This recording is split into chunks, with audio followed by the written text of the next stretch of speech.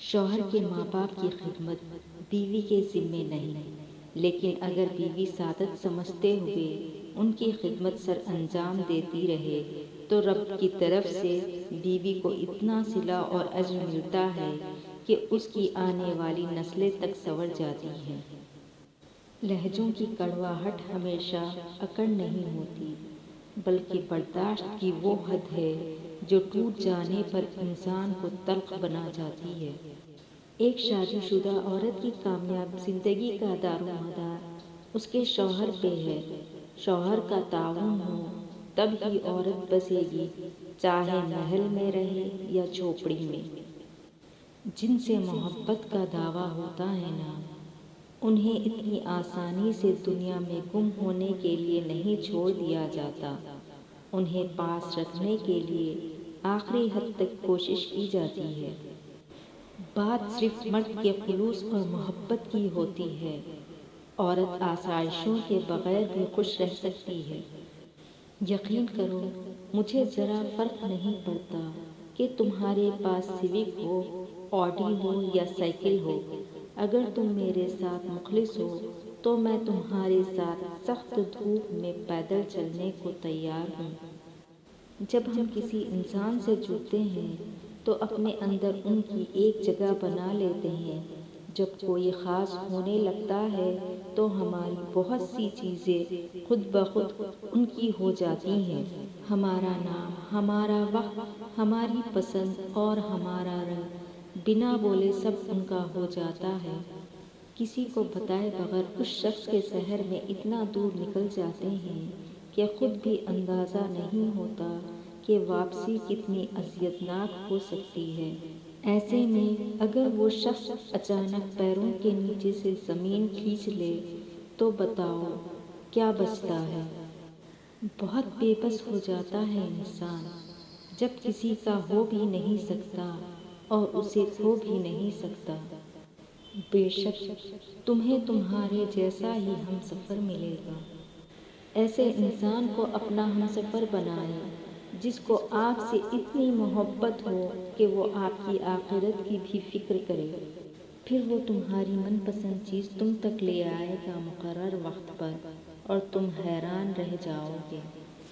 ہم نے رکھے ہی نہیں بابو سونا والے جملے، ہم تو کہتے ہیں روح من، عزیز من، جانے من۔ بہترین ہمسفر کی سب سے بڑی خاصیت یہ ہے کہ وہ آپ سے اختلاف اور ناراضگی کے باوجود بھی آپ کا خیال رکھنا اور فکر کرنا نہیں چھوڑتا۔ محبت میں برابری نہیں کی جاتی، محبوب کو ہمیشہ اپنے آپ سے بہتر مانا جاتا ہے۔ اپنا مقام دنیا سے ہمیشہ الگ بنا کر چلتی ہوں، نظریں نیچی مگر سر ہمیشہ اٹھا کے چلتی ہوں۔ تم مردوں سے مقابلہ نہیں کیا کرو، کیونکہ ان کو ایک درجہ اوپر میرے رب نے دیا ہے تاکہ وہ تمہاری حفاظت کر سکیں، نہ کہ اس لیے کہ تم ان کا مقابلہ کرو۔ گھر سے باہر نکلتے ہوئے اگر آپ برقع نہیں پہنتی تو احتیاطاً ایک چادر ضرور رکھ لیا کریں کہ بارش ہونے پر لباس سے جسم نظر نہ آئے یا پسینے کی وجہ سے بھیگ جانے پر جسم نمایاں ہو تو چادر لپیٹ لیں۔ لڑکیاں پارلر سے تیار ہو کے بھی اتنی پیاری نہیں لگتی جتنا حجاب ان کو چار چاند لگا دیتا ہے۔ شہزادیوں کے چہروں پر حجاب اچھے لگتے ہیں۔ لڑکیوں کی عزت بالکل اسی طرح کرو جیسے تم اپنی بہن کی کروانا چاہتے ہو۔ دل اگر غیرت مند ہو تو ایک عورت پوری کائنات لگتی ہے۔ عورت کی توہین تو بے دین گھروں میں ہوتی ہے، صالحین کے گھروں میں عورت ملکہ ہوتی ہے۔ رشتے وہی کامیاب ہوتے ہیں جہاں محبت کے ساتھ عزت بھی ہو۔ نصیب والوں کو ملتے ہیں فکر کرنے والے۔ ایک عورت کی میچورٹی یہ ہے کہ اسے یہ علم ہو کہ مضبوط اور باکردار ہونا خوبصورت ہونے سے لاکھ درجے بہتر ہے۔ جب ہم اندر ہی اندر ٹوٹ کر بکھرتے ہیں تو سب سے پہلا خیال ہمیں اللہ کا ہی آتا ہے۔ کبھی سوچا بھی نہ تھا اتنے دکھ سہ کے بھی زندہ ہوں میں، ہمیں جینا نہیں آتا ان کے بغیر، یا الہی ہماری ماؤں کی عمر دراز کرنا، آمین۔ زندگی بہت مختصر ہے یا رب، مجھے اپنی رضا میں راضی رکھ۔ اس رنگ برنگی دنیا میں خود کو اللہ کے رنگ میں ڈھال لینا ہی اصل کامیابی ہے۔ اللہ جل جلال خود ہی سن لیتا ہے خاموش دلوں کی التجائیں۔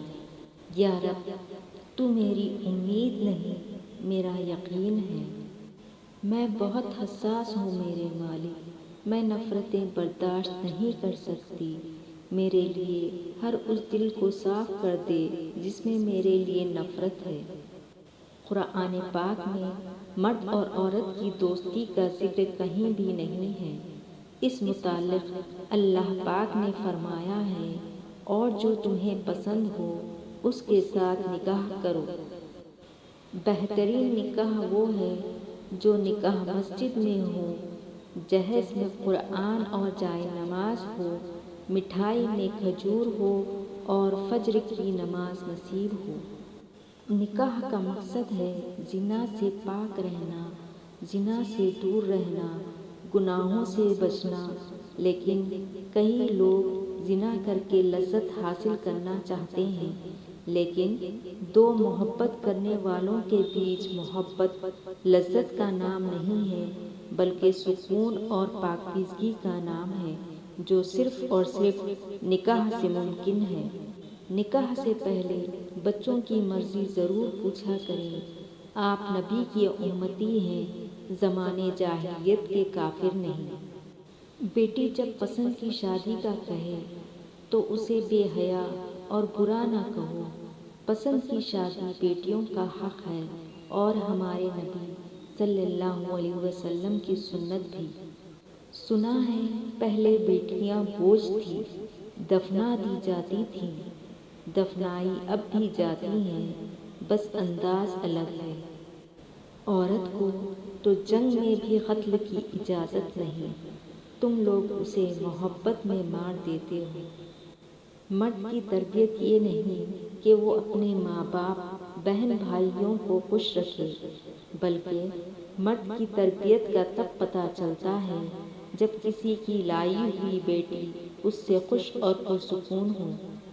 آنسو مسکراہٹ سے زیادہ اسپیشل ہوتے ہیں، پتہ ہے کیوں؟ کیونکہ مسکراہٹ تو ہر کسی کے لیے ہوتی ہے، مگر آنسو صرف ان کے لیے ہوتے ہیں جنہیں ہم کھونا نہیں چاہتے۔ ہے روح کو سمجھانا بھی ضروری، محض ہاتھوں کا تھامنا ساتھ نہیں ہوتا۔ محبت سب اپنی مرضی سے کرتے ہیں، نکاح کی بات کرو تو گھر والے نہیں مانیں گے۔ میں نے سنا تھا کہ عورت ایک تصویر کے مانند ہوتی ہے، اگر وہ کسی قدردان کے ہاتھ لگے تو وہ کبھی بھی اس کے رنگ خراب نہیں ہونے دیتا، مگر میں کہتی ہوں کہ آپ کی قیمت کا تعین دوسروں کے ذریعے نہیں کیا جاتا، خود کو دوسروں کے ہاتھ میں مت سونپے، اپنی قدر خود کریں، نہ کہ کسی قدردان کا انتظار۔ عورت کبھی نہیں بتائے گی کہ وہ تم سے بہت محبت کرتی ہے، وہ ہمیشہ پہلیوں میں بات کرتی آئی ہے، لیکن جب اسے صبر آ جائے تو دنیا میں سب سے زیادہ مشکل کام اس کے دل میں دوبارہ جگہ بنانا ہے۔ نرم دل لوگ جلدی رو پڑتے ہیں، جلدی روٹھ جاتے ہیں، جلدی مان بھی جاتے ہیں۔ سنا ہے اللہ جل جلال کو ایسے لوگ پسند ہیں۔